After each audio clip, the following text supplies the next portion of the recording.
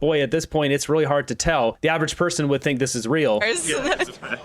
Don't tell anyone. I've just bought an electric car.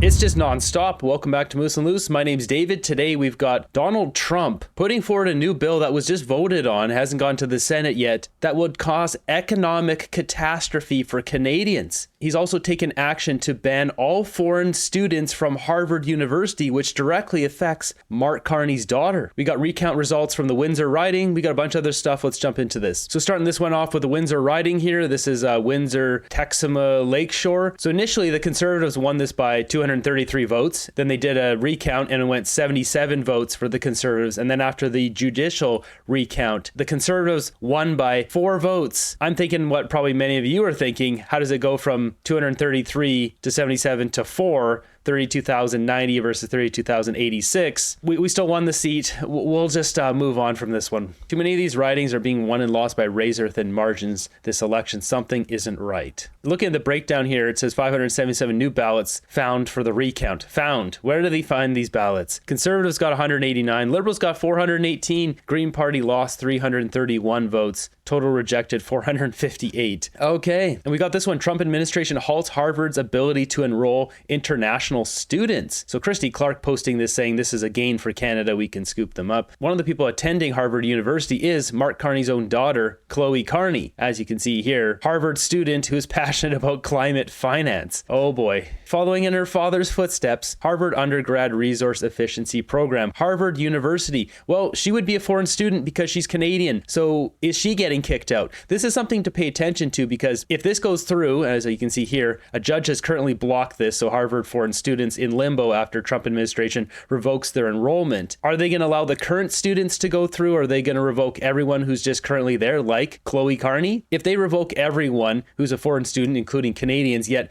Chloe Carney continues to go through Harvard, but other Canadians do not, then we know there's some sort of funny deal here that Mark Carney has made in the background with Donald Trump or Harvard University. The reason why Trump is doing this is, well, they say it's because the protesting. As you mentioned, 18% of Harvard's freshman class this year are foreign. They're foreigners here on student visas.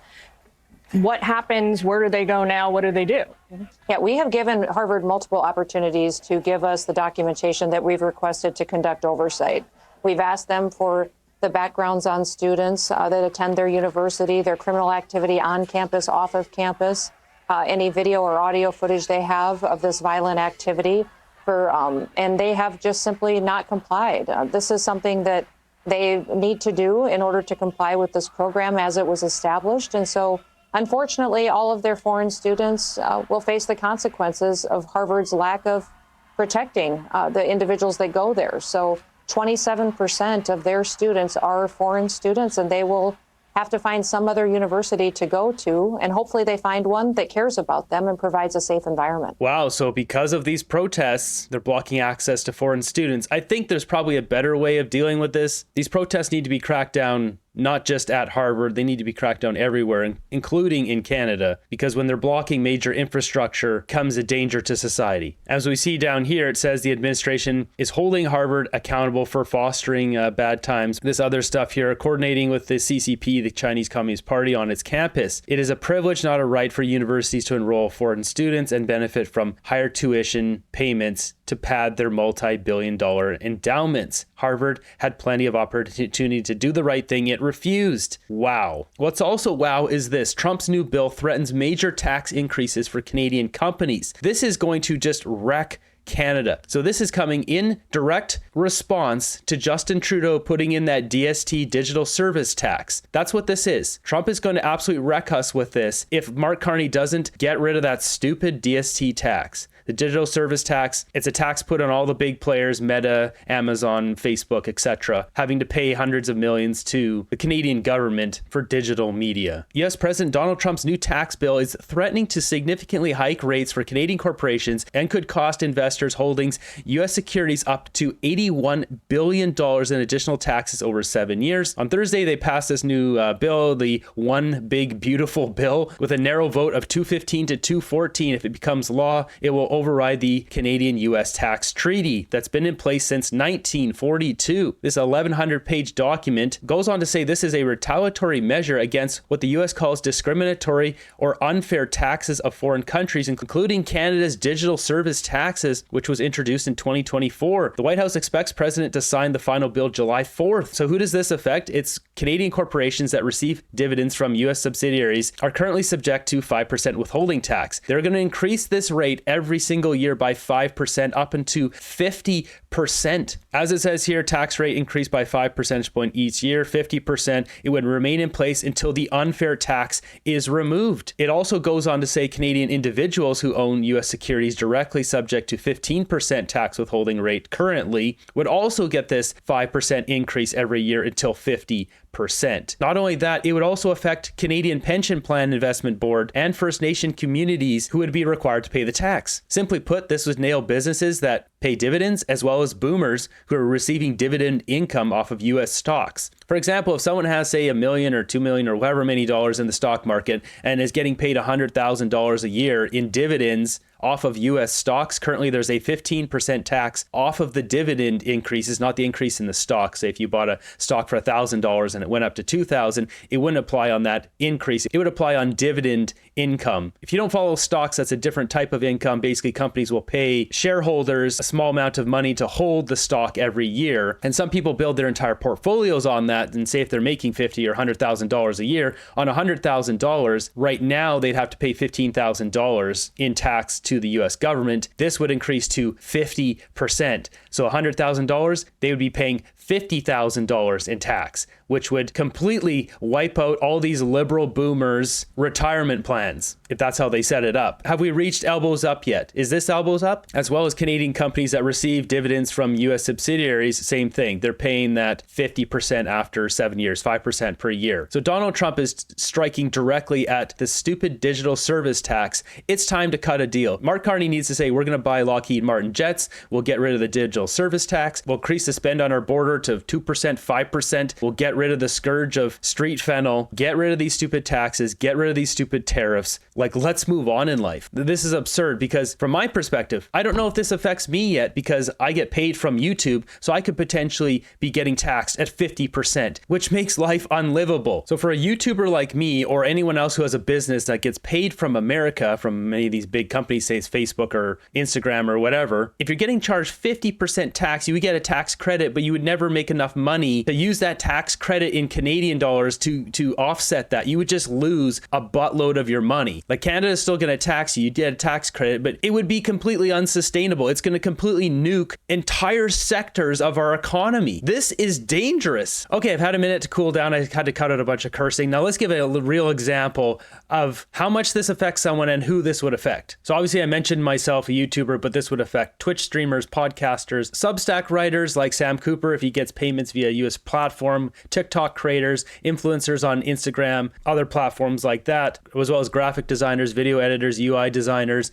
copywriters, voice actors, marketing consultants, virtual assistants, game developers that are freelance, app developers, software engineers that work with tech companies. These are all people that work with US companies, US studios, QA testers, online course creators, e-learning consultants, self-publishing authors that get their royalties through Amazon US, voiceover artists, accountants that do cross-border tax consulting, lawyers who bill hours from US clients, business coaches. They're paid on US platforms like Stripe. It always comes back to Stripe and Donald Trump and Mark Carney, doesn't it? Therapists who use US-based clients or platforms. As I've already mentioned, US stocks, including, I didn't mention before, the pension funds, dividend and interest income from the US, from Canadian pension funds, and corporate entities with US income, withholding tax, profits, and royalties. Like, it's absolutely absurd how bad this nukes our economy. And just for example, say if you had a graphic designer who made $100,000, then they would get taxed, say 7 years from now when this is at the max 50%, they would get taxed 50% from America. And if they're living in British Columbia and they had a corporation, they would get taxed 9% and 2%, so 11% business tax. So a final take home would be $40,050. So basically $40K, they would basically be getting taxed 60% when you add in the Canadian and the US taxes total. 60%.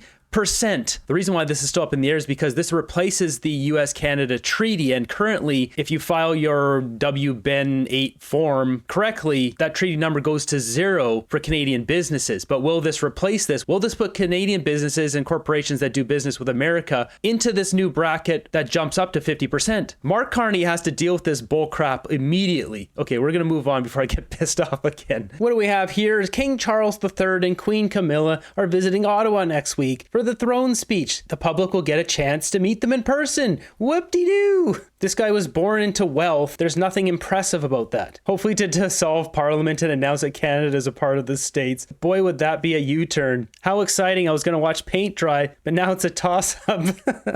May a flock of seagulls give them a flyover.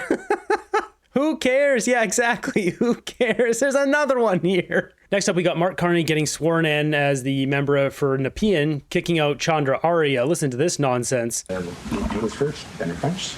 Repeat after me. I do swear. I do swear that I will be faithful. that I will be faithful And bear true allegiance. to His Majesty. to His Majesty, King Charles III. King Charles III. Je jure. Je jure. Que je serai fidèle. I swear. Je serai. Bear allegiance to King Charles. Oh, please.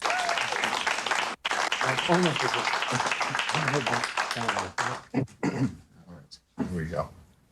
This next one. Yeah, Chandra Arya is not smiling. That guy was there for 9 years. Liberals just threw him out like a piece of garbage. So Mark Carney could have a seat. Meanwhile, you got Liberals on X constantly taking shots at Pierre Poilievre, the whole seat situation. Mark Carney robbed Ruby Dahl of $350,000, disqualified her, and stole Chandra Arya's seat. Meanwhile, Pierre Poilievre is going to get a seat from Battle River Crowfoot because Damien Kirk stepped down, not because he robbed it. Good. You might want to hold the pen. They'll probably want to take pen up. There you go. Just like that. You want this your sign like and this. they'll take a few photos. There we go. What a joke. Hold the pen up for a few photos. You just know if Justin Trudeau was there, he'd be just hamming it up. Carney doesn't know how to ham it up. Maybe Trudeau can teach him. I'll let you take some photos just yourself. 20. Look at that. Need you with you. There you go. Perfect.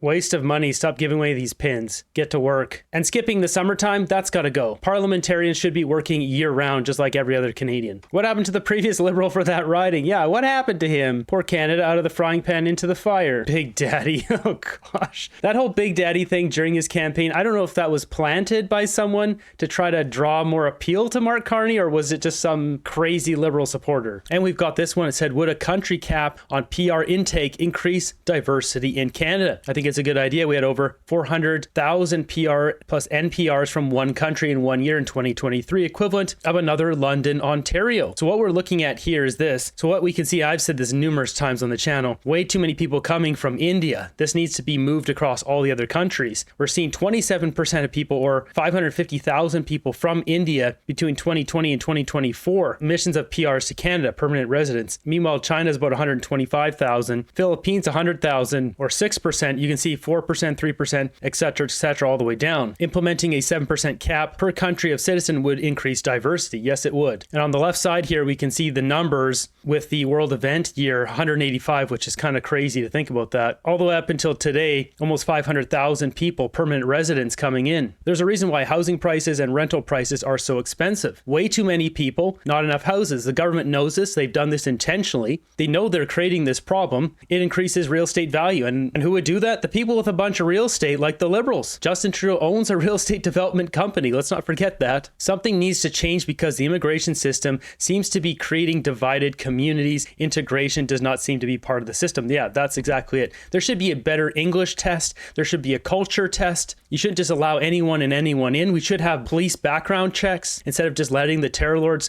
flood into our country. Major cap on PR is needed. The reason why so many people come from India is because India is a gigantic country. That's why there's like 1.6 billion people there. But it is creating cultural problems where you have entire cities just get taken over, like Brampton. Doesn't look like a normal Canadian city anymore. I mean, I just showed a clip the other day of a tuk-tuk driving between Brampton and Toronto for $5. Next up, we have to talk about this. So Google just released this VO version 3 today, and people are creating AI videos, and it is out of control to the point where this is going to make my job really hard because I'm going to have to try to find out a way to verify what is real and what isn't. Obviously, this isn't real because it's a giraffe riding a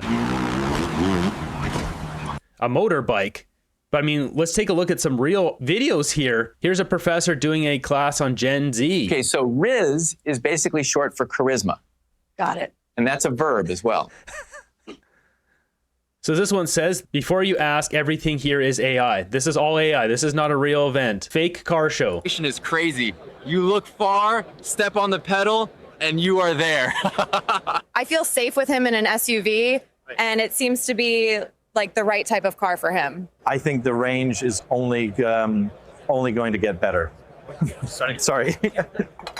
We don't want to drive gas cars anymore. Yeah, no more gas cars. So right now, you could tell it's AI because the lighting is too perfect. The expressions are just a little too perfect. They're too happy. They're too this, they're too that. And the mannerisms are also a little bit weird, but boy, at this point, it's really hard to tell. The average person would think this is real. You can see I'm kind of a misfit here, but don't tell anyone. I've just bought an electric car. I think it's really great for families. I used to be in the video game industry, and one of the main things you deal with, and I spent months building shaders being the way that the light falls on a surface. So when I look at this, I can see it's too perfect. And what AI is doing is trying to create the perfect image. That's what it's designed to do. That's why the lighting on the cars and everything is always perfect, but that doesn't make it look real. But over time, this will look real. Here's one of an ASMR channel. This is, once again, this is not real. Hi, and welcome to the channel. That's not a real person. Obviously, this isn't real, but... Un café con leche, por favor. Horse walks into a bar. Sure. Now, the reason I bring this up is because people are going to be creating videos of Justin Trudeau, Mark Carney, or Pierre Poilievre doing things. More likely, we'll see same people that do those attack ads on Pierre Poilievre. They'll create videos of him doing things that aren't real to get people to not want to vote for him or any other conservative. This is going to turn into a slippery slope. We're going to need tools to just verify if something is AI or not. I mean, look at this one. How much wood would a woodchuck chuck if a woodchuck could chuck wood? How much wood would a woodchuck chuck if a woodchuck could chuck wood? How much wood would a woodchuck chuck if a woodchuck... So once again, lighting is perfect on all of these. If people wanted to make political videos to trick people, it's possible now. If they're able to create stuff like this, fantastical stuff like this, everyday life stuff is much easier for it to do. Whoa. This is insane. And I want to just point out this example here because this was something that would really trick people. Someone generated this clip. It's a man invents dubstep using a trumpet in 2001 VHS quality. Typically, these older videos, they just seem more credible because this quality about them you can't recreate. Well, AI can do it now. Well, I'm going to show you on a very primitive piece of equipment. This is a piece of vinyl hose that you can buy at Lowe's. I think I bought this at Lowe's not too long ago. And it's vinyl tubing. It's, for those of you who might be interested, it's 3/8 inch inside diameter. So it goes on to explain this. We'll just get to it, though, where he supposedly invents dubstep.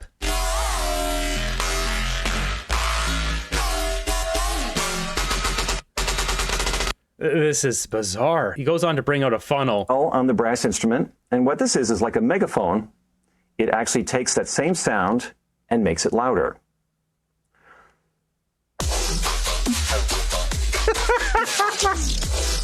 So this is ridiculous, but this looks like a VHS video from 2001. Moving ahead here, we're really going to have to verify what's real and what's not because the media, social media is just going to run away with clips. And we were starting to see those in this election, but the AI wasn't good enough. And now it's getting to the point with this version 3 of Google Veo, and there'll be other versions because I'm sure Google will clamp down on what people are allowed to create, but then other platforms will come up with their own AI systems that won't have these guardrails, and they'll be creating clips of Poilievre doing things, saying things that aren't true. Considering we have Mark Carney lying all the time, which is true, this is going to make the situation a lot more muddy.